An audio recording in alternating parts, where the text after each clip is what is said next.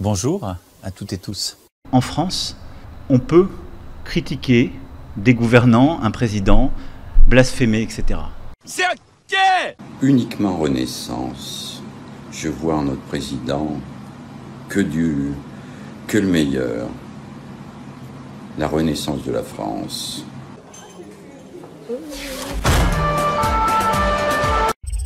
Nous avons un véritable problème en France avec l'islam. Qu'est-ce que tu me racontes là? Un stage de drag queen pour des enfants de 11 à 17 ans. L'idée est proposée par la Maison de la Jeunesse et de la Culture de Mérignac, qui souhaite casser les codes. Pendant les vacances d'hiver, enfants et adolescents pourront créer leurs personnages, se maquiller mais aussi apprendre à défiler en talons, encadrés par le centre LGBTI+ de Bordeaux. Nous avons un véritable problème en France avec l'islam. Ça devient du n'importe quoi là. On veut faire l'arabe à l'école, plus 1 heure de Coran par semaine, et puis quoi encore? Nous allons nous encanailler un peu comme à la belle époque, non? Oh, j'adore m'encanailler. Moi, je suis un papa ou une maman? Un papa. Non, une maman. Non, une papa. Non, une maman. Un papa. C'est pareil. Ouais, c'est ça. J'ai accouché, moi aussi. J'ai une petite fille, un petit garçon. Arrête. Et moi, j'avais peut-être épilé ma moustache. Ouais. De me faire un bouc. Toi, t'es un papa. Ben alors, non, je suis une maman. Arrête. C'est une maman. Sérieux. Moi, c'est Ophélia, enchanté. Bonjour, monsieur. Alors, moi, c'est pas monsieur, c'est madame. Quoi, toi? Comment ça, t'es une fille? Sérieux. Je suis une maman. Eh oui. Je suis une maman. On doit se demander. On doit se demander quoi, là? Elle n'a jamais vu de... Moi, j'ai jamais vu un papa. Moi, Tu bancaire après paiement. S'il vous plaît. T'as une moustache. Il y a des filles qui ont des moustaches aussi. Les politiques, comme les décideurs économiques, ont été pendant longtemps irresponsables. Et donc, il y a une trahison des clercs durant les 20 dernières années. Réelle. Qui c'est qui a dit ça? Pour la fête de la musique hier, Emmanuel Macron avait transformé la cour de l'Élysée en dance floor géant, allant jusqu'à poser avec son épouse au milieu de ces danseurs de la communauté LGBT, indigne de la fonction présidentielle pour l'opposition. C'est absolument inacceptable et honteux de transformer l'Élysée en street-bar ou en boîte de nuit. On a vu des individus, hommes et femmes, complètement dénudés en barésie. Uniquement Renaissance. Je vois en notre président que le meilleur. La renaissance de la France. L'argent public, je ne l'oublie jamais, c'est votre argent. C'est l'argent des Français.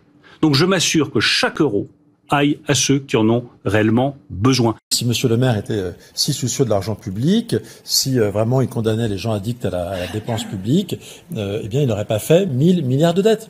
Ici Houston, vous pouvez répéter? 1000 milliards de dettes. Et Houston, on a un problème. Il s'appelle Bruno Le Maire.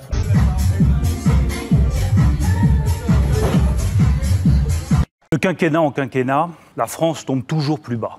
Notre système politique est à bout de souffle. J'ai reçu les notes de frais, ça peut pas continuer comme ça, hein. Vous êtes en train de faire sauter la baraque. Où va l'argent? La question, elle est là. Où va l'argent? Oui, il y a eu un maquillage des comptes du pays qui est d'une grande gravité. Tout ça pour ne pas affoler les agences de notation. Je vous rassure, nous n'avons pas pété un câble. Il a écrit 8 livres en 7 ans. Moi, je sais pas comment il fait. Bon, on n'a pas fait le travail.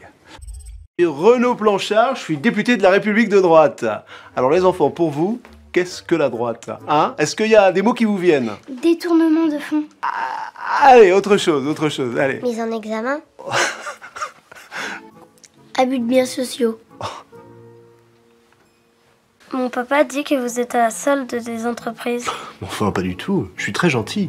Regardez, je suis même venu avec des cadeaux. Qui veut un t-shirt Total Énergie? J'ai aussi des casquettes Sanofi. Et pour l'insécurité, il y aura tolérance zéro. Qu'est-ce que quoi? Ah, c'est ça. Faut que je change les piles. C'est quoi vos idées pour les jeunes? Vous voulez des frites tous les jours à la cantine? Chiche. Des récréations qui durent 2 heures? Parce que c'est notre projet! Rendez-vous dans 10 ans, les enfants! Bon les enfants, je dois partir. Est-ce qu'on vous a bien donné l'envie d'aller voter? Moi, quand je serai grande, je serai abstentionniste. Mais c'est clair. Mais oui, c'est clair. Monsieur le Président, est-ce que je peux tenter une roulade dans le jardin de l'Élysée? Allez-y, Merci beaucoup. il va le faire en plus. C'est ça la France, la France.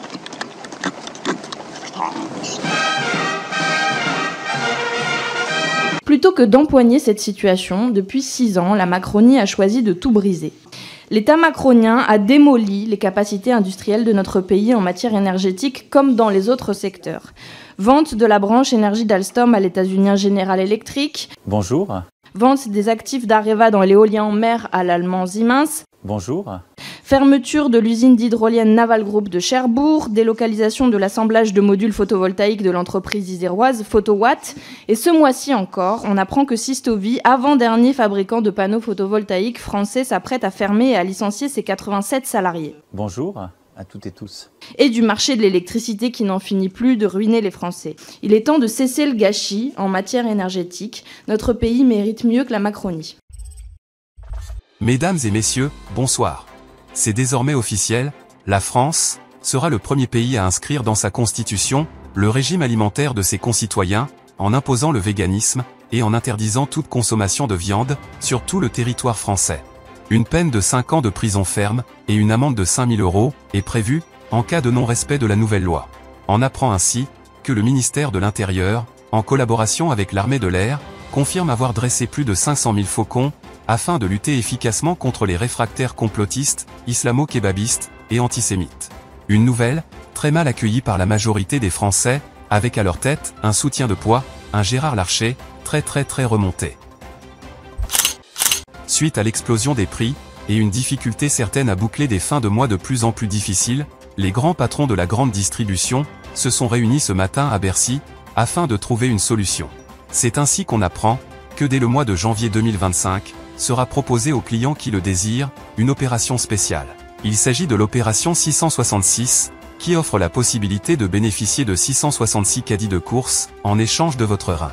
Une limite de 2 reins par famille sera permise, et une opération rapide et sans danger, en collaboration avec le ministère de la Santé, se fera sur place, au rayon boucherie, de votre grande surface préférée. Pas de panique. Ça sert à rien, et c'est pas vrai.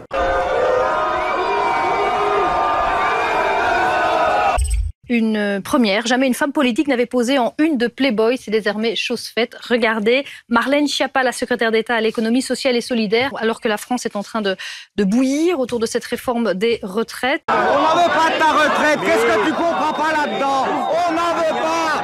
Bonjour, je voulais juste serrer la main à un président qui a un gouvernement aussi corrompu.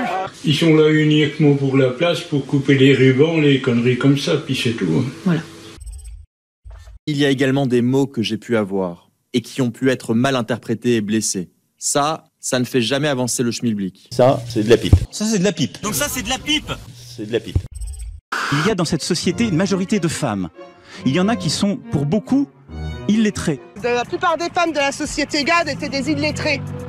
Alors nous, on vient vous prouver qu'on n'est pas illettrés, qu'on a un permis et que toutes les femmes ici savent lire et écrire. Faire tant d'études pour sortir ça, j'ai honte. J'ai honte à sa place. Quand on ne connaît pas les choses, on ferme sa gueule, tout simplement. Illettré, sans dents, des mots prononcés en public ou en privé, assumés ou non, mais qui ont mis au jour leur décalage avec le peuple. Un pays de Gaulois réfractaires, où les jeunes devraient avoir comme ambition de devenir milliardaires, plutôt qu'être enclins à la fainéantise. Jésus, je le pulvérise. Il n'en est pas question. Seigneur, si j'étais un bon serviteur, laissez-moi lui casser ce cierge sur le dos. Une bougie, c'est pas grand-chose, hein. Non. Tes mains sont faites pour bénir, non pour frapper. Les mains sont faites pour bénir. Mais les pieds... Bonjour. Dans certains de mes propos, j'ai blessé des gens. Et je pense qu'on peut bouger les choses sans blesser des gens. Et c'est ça que je ne referai plus. La même sérénade, la même salade, 3 mois après, avec des millions de gens dans la rue, les policiers n'en peuvent plus. Les pompiers n'en peuvent plus, les infirmiers n'en peuvent plus. Vous croyez qu'on va vous dire quoi? Qu'on va discuter tranquille avec vous? On n'en peut plus. Là où il passe, il énerve tout le monde. Moi, quand je parle de ce truc-là, je le traite comme il mérite. C'est-à-dire un vaurien, un tintin. une nullité absolue. Pour moi, quand je parle de lui, ça dit, il n'existe pas le truc là, il n'existe pas, monsieur Macron. Emmanuel Macron est-il seul contre tous, impopulaire en France et aussi maintenant à l'étranger? Emmanuel Macron quitte la Chine sans avoir convaincu le président chinois Xi Jinping de quoi que ce soit de nouveau. Emmanuel Macron sera ce soir à Kinshasa, en République démocratique du Congo. Et là-bas, la tension monte avant son arrivée. Ce truc-là, est-il digne de parler aux Africains? Macron assassin, Macron dégage, voilà les slogans que l'on pouvait entendre. Un drapeau français a aussi été brûlé par les manifestants. Bon, on dit merci Macron, oui. Parce que nous croyons dans cette fraternité, nous mettrons de l'humain partout. Parce que nous voulons faire converger nos efforts pour protéger et préserver nos biens communs. Donc ça, c'est de la pipe. C'est de la pipe. Ce soir, vous nous annoncez que vous allez réduire la durée d'indemnisation des chômeurs. Est-ce que là, cela concernera également le montant que les chômeurs vont percevoir chaque mois? Donc une des pistes, c'est de réduire cette durée d'indemnisation de plusieurs mois. Je ne pense pas qu'il faille que ça aille en dessous de 12 mois. C'est d'une incroyable violence, ce qu'a dit et ce que fait le Premier ministre. C'est très violent d'aller à la télévision expliquer que les chômeurs seraient fainéants, parce que c'est ça, il explique que aujourd'hui, quand on est au chômage, on n'a pas envie de retrouver du travail. C'est un mensonge absolu qui est contredit par toutes les études, par toutes les enquêtes, par toutes les réalités de terrain et les réalités statistiques. La classe dirigeante, elle n'est dirigeante que parce qu'elle décide du travail. C'est pas son pouvoir sur l'argent qui est l'origine de son pouvoir. Son pouvoir sur l'argent, elle le tire de son pouvoir sur le travail. Pour elle, le fait que nous soyons sous sa dépendance pour travailler est fondamental. Les travailleurs pauvres, ils remplissent une fonction dans la société. Ils remplissent une fonction qui est une fonction politique, qui est une fonction sociale, qui est tout simplement de faire peur à ceux qui ont encore effectivement un emploi, je dirais sûr, un emploi à statut. Voilà ce qui risque de vous arriver si vous ne vous tenez pas tranquille. En France, les 4 milliardaires les plus riches, dont la famille Meyer-Bettencourt, ont vu leur fortune augmenter de 87% depuis 2020. Et pour vous donner une idée, celle de Bernard Arnault équivaut à celle de 20 millions de Français. Gabriel Attal, le ministre des Comptes publics, estime lui que ceux qui veulent mettre la France à l'arrêt vont pénaliser ceux qui triment. Est-ce que vous ne prenez pas le risque de jouer une France contre l'autre? Je vais vous faire la même réponse parce que ça fait 3 fois que vous me posez la question. On ne veut pas diviser, clairement. Non, c'est la faiblesse qui divise. Désormais, quand il y a une grève en France, personne ne s'en aperçoit. On n'a plus de travail, aidez-nous. Vous avez plus de travail? Pourquoi obliger les soignants? Pardon, pourquoi obliger les soignants de se faire vacciner? Monsieur, vous savez très bien que ça ne fonctionne pas. Monsieur, comment on vit? Je n'ai jamais vu mon pays aussi fracturé qu'aujourd'hui. Depuis des années, le politique, y compris parfois Emmanuel Macron, a pris soin, pour des raisons souvent tactiques, de posture politique, de dresser les uns contre les autres. Pas de panique. Ça sert à rien. Et c'est pas vrai. Levez la main droite et dites « je le jure ». Je le jure. Je regrette de vous dire que je n'étais pas le garde du corps d'Emmanuel Macron. Je n'ai jamais été le garde du corps d'Emmanuel Macron. Depuis quelques jours, nous sommes dans une République qui vacille. Manifestement, Alexandre Benalla était au ministère de l'Intérieur comme un poisson dans l'eau. Un poisson plutôt carnivore d'ailleurs, semble-t-il. Ne divisons pas. Et levez la main droite et dites « je le jure ». Je le jure. Vous êtes rétribué par qui et pourquoi? Je pense que ça ne vous concerne pas aujourd'hui, monsieur le co-rapporteur. Mais si, ça me concerne, je m'excuse. Et pourquoi n'êtes-vous pas passé par le service du protocole? Alors, je suis désolé, monsieur le sénateur, là-dessus, donc je ne répondrai pas à ces questions devant votre commission, j'en suis désolé. Tu pousses le bouchon un peu trop loin, Maurice. Pouvez-vous nous expliquer quelle en était l'utilité dans la mesure où vous disposiez déjà de 2 passeports diplomatiques? Je suis encore désolé, madame la sénatrice, mais je ne pourrai pas répondre à cette question qui porte sur une information judiciaire qui est en cours. C'est lamentable. C'est lamentable. C'est lamentable. Nous vous demandons si, eu égard à la fonction que vous exerciez alors, il était justifié de disposer d'un passeport de service. Et je vais vous faire la même réponse parce que ça fait 3 fois que vous me posez la question. Oh, il a pas osé. J'ai reçu ce passeport de la manière la plus normale du monde. Je vois votre obstination à ne pas répondre aux questions de la commission d'enquête et je n'en comprends pas la raison. Je tenais à vous le dire. Je suis tout de même obligé de vous rappeler les dispositions. La personne qui refuse de déposer devant une commission d'enquête est passible de 2 ans d'emprisonnement et de 7 500 € d'amende. Donc nous aurons à délibérer de la manière dont vous nous avez répondu, ou plutôt de la manière dont vous ne nous avez pas répondu à des questions dont je vous redis que j'estime qu'elles relèvent de notre commission d'enquête, même si la question pouvait vous être posée par... Dans le cadre d'une information judiciaire. Eh les gars, stop! Écoutez, merde! Je vais essayer d'arranger le foutoir. Je vais parler à mes supérieurs, qui vont parler à leurs supérieurs, qui parleront à d'autres supérieurs, et comme ça va s'arranger sans problème, ok? Ah oui, j'ai fait ce qu'on m'a dit, moi, vous avez fait ce qu'il fallait. Qui lui a donné un brassard de police? Qui vraiment? Bonjour. Qui l'a autorisé à participer à des réunions de commandement au plus haut niveau à la préfecture de police? Et enfin, qui lui a donné le port d'armes? Qui? Quelle autorité? Quelle personne? Concrètement? Celui qui a fait confiance à Alexandre Benalla, c'est moi, le président de la République. Celui qui a été au courant et qui a validé l'ordre, la sanction de mes subordonnés, c'est moi et personne. Et les valeurs qui nous ont fait, ce qui nous a conduits là, ça n'est pas la République des fusibles, ça n'est pas la République de la haine, celle où on fait trinquer un fonctionnaire ici, un collaborateur là.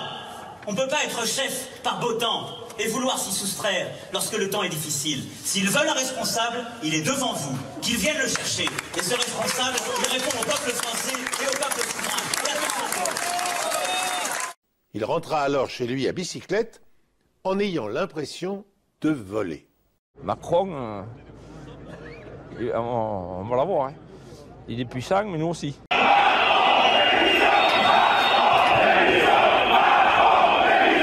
Qu'est-ce qui se passe?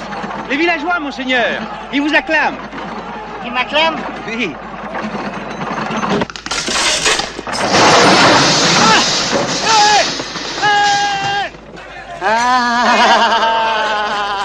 D'abord, merci d'être là.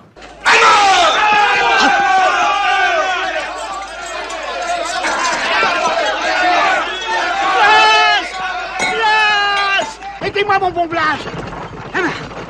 Merci, mon bon Blas, merci. Il m'acclamait pas. Il m'acclamait pas. Mais c'est vous qui donne de. Vous avez des ministres corrompus. Dites pas ça sur les ministres, voyons. Bah si, vous le savez très bien. Vous savez très bien. Et vous allez bientôt tomber, vous allez voir. Ah, vous allez tomber dehors. Ça va.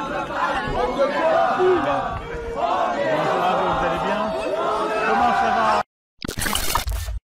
Je vous propose de mettre aux voix ces amendements identiques de suppression. Qui est pour? 19, 20. Qui est contre? 18, 19, 20. Oui, bah oui, 20. Oui, 20. Non, ça se recompte pas. 20 et 20. Rejeté. Oui, 20 contre 20. Oui, il n'y a pas... non, mais écoutez, voilà. Je suis désolée, mais là, vous sentez qu'il y a un doute dans la salle. Je pense que ça coûte rien de refaire le vote. C'est trop important. C'est trop important. S'il vous plaît. C'est trop important. On peut pas laisser un doute sur ce vote-là. Il est crucial, Monsieur le Président. Il n'y a pas de doute. On continue, s'il vous plaît. Si, on a un doute là. On a un doute. Non, mais il y a eu un vote très clair, 20 contre 20, s'il vous plaît. Non, mais on recompte pas. Il n'y a pas de sujet de recompter. Président, j'ai l'impression que on a tous senti qu'un gros doute s'était installé sur le dernier vote. J'aimerais que nous reprocédions au scrutin qui vient d'avoir lieu. Très bien. Donc ce que nous allons faire, c'est que pour l'organisation de ce vote, donc c'est très simple. Il faut que je fasse un appel nominal pour chaque collègue pour qu'il m'exprime son vote.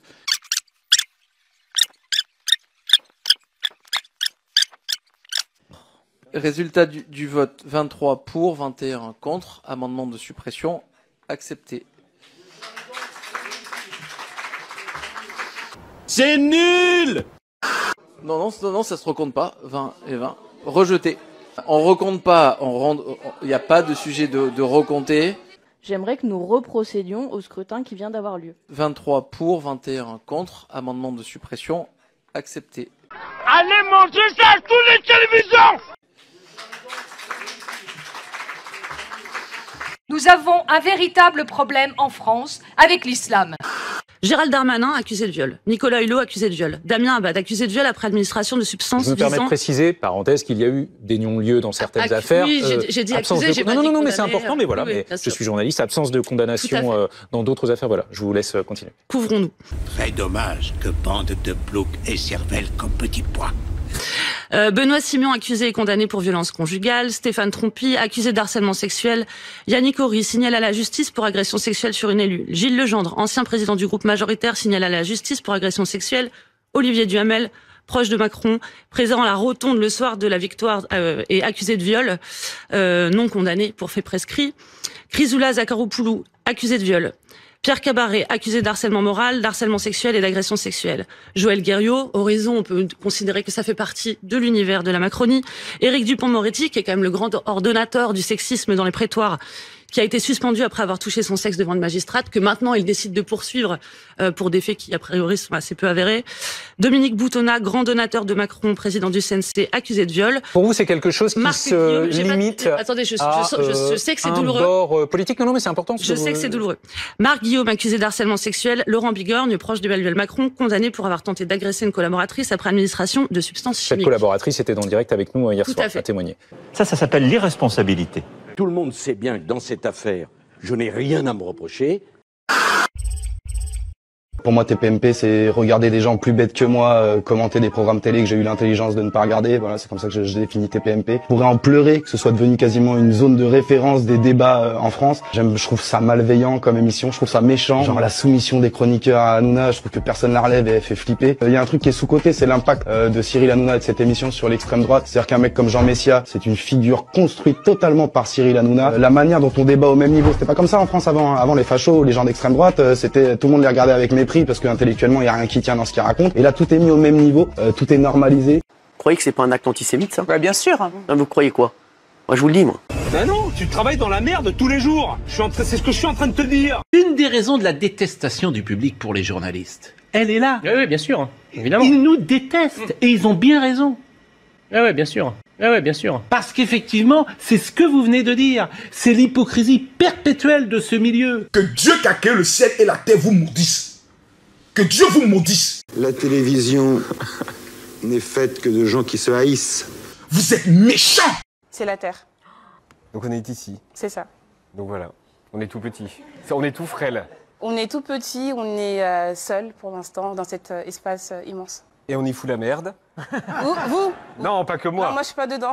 Vous Non, pas que moi. Non, moi je suis pas dedans. Et moi je suis fasciné par cette faille des élites. Joseph de Maistre disait la canaille mondaine. Cette élite c'est fini. Cette élite c'est fini. C'est fini. C'est fini. L'élite c'est l'oligarchie médiatico-politique. Vous, nous et les politiques. Aujourd'hui, l'ultralibéralisme, il est partout, y compris dans le monde du spectacle et des médias. C'est pour ça que les artistes ne s'engagent plus. Mais évidemment, vous voulez tenir votre place. Ferme ta grande bouche. Donc vous n'êtes pas forcément objectif dans tout ce que vous montrez à la télé. Tout ce qui s'est passé entre nations et républiques, vous ne l'avez pas montré. Ils ont fait en sorte de couper les cortèges, de nous frapper. Il y avait ce que vous appelez les voltigeurs qui étaient dans les rues, qui nous tapaient à coups de matraque, sans différencier les personnes âgées des personnes jeunes. Des résultats, des résultats, des résultats. Donc c'est quand même pas juste ce que vous montrez, vous n'êtes pas des gens objectifs. Je suis un citoyen qui en a marre. J'ai commencé à travailler à 14 ans, j'ai arrêté à 65 ans. Il a fallu que je travaille toute ma vie pour une retraite de misère. Aujourd'hui, Macron nettoie la table, il nous fait tomber les miettes et c'est ce qu'il voudrait nous donner. Et aucun vrai gilet jaune ne lâchera. Vous nous reverrez dans la rue le 1er mai et vous continuerez à diffuser comme vous avez envie de diffuser votre télé de propagande. Tu casses, tu répares, tu salis, tu nettoies, tu défies l'autorité, on t'apprend à la respecter. Après Emmanuel Macron, le plus jeune président de France, et Gabriel Attal, le plus jeune Premier ministre, c'est au tour du ministère de l'économie de prendre un sacré coup de jeune, puisqu'Élodie Kirchmann, 12 ans, a pris ses fonctions ce lundi à l'Assemblée nationale. Un rajeunissement du gouvernement qui était nécessaire selon le président de la République. On retrouvera ainsi au ministère de l'Intérieur, Bastien Dupuis, 11 ans. Quant au ministère de l'Agriculture et des Bonbons, c'est Joël Ferrini qui occupera le poste. Que vous écoutiez BFM, que vous écoutiez France Info, chaîne publique, chaîne privée... C'est de la merde. Non, c'est Cloug.